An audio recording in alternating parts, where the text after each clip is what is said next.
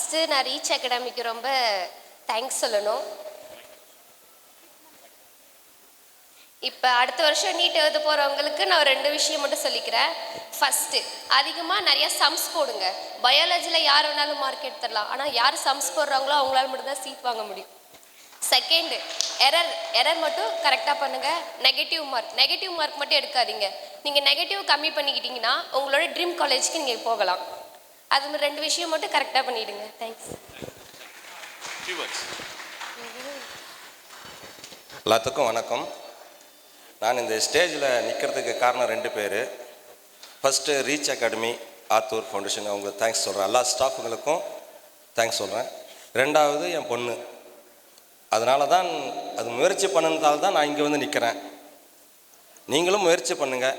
ஒரே ஒரு இது தான், ப்ராக்டிஸ் ரிப்பீட் பண்ணுங்கள். ஒவ்வொரு ப்ராப்ளமே திருப்பி ரிப்பீட் பண்ணுங்கள். அவ்வளோதான். தேங்க்யூ.